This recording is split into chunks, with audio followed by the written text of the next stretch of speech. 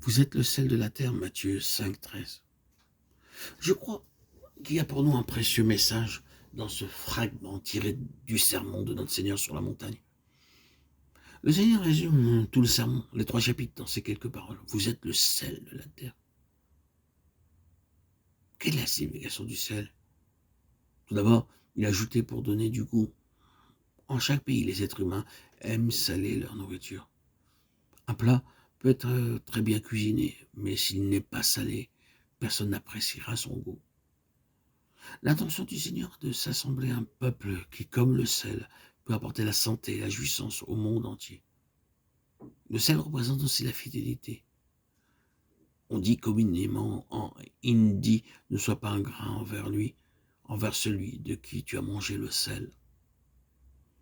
Ainsi, le sel, dans le langage populaire, représente la loyauté, la fidélité. Le sel est aussi utilisé pour conserver les choses. Généralement, le beurre se gâte s'il est gardé trop longtemps. Mais si vous ajoutez un peu de sel, il se conserve longtemps. Le sel est aussi utilisé pour les conserves. Le poisson, le bœuf et le mouton sont aussi conservés grâce au sel. Ainsi, le sel représente quelque chose qui préserve les choses longtemps. Le sel représente aussi une amitié qui demeure. Dans 2 Chroniques 13:5, nous lisons une alliance de sel. La notation marginale rend ceci une alliance perpétuelle d'amitié.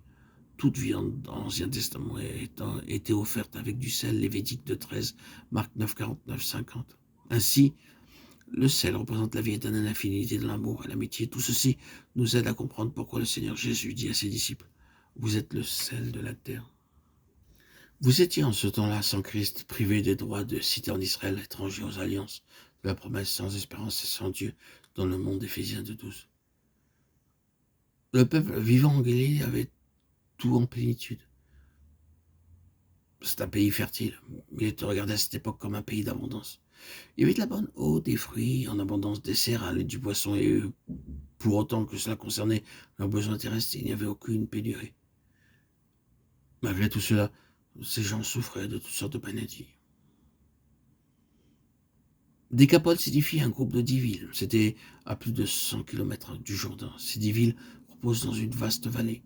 Elles avaient de magnifiques édifices. C'était une région belle et luxuriante, offrant beaucoup d'activités dans le but d'apporter confort et plaisir au peuple. Malgré tout cela, ces gens étaient malheureux et ils vinrent aussi vers le Seigneur Jésus. Jérusalem était le centre de la religion. Le temple se trouvait là. Là se trouvait le souverain sacrificateur et les Lévites servant au temple.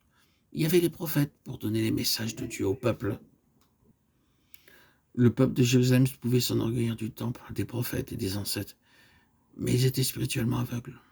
Notre Seigneur attirait des gens de toutes parts.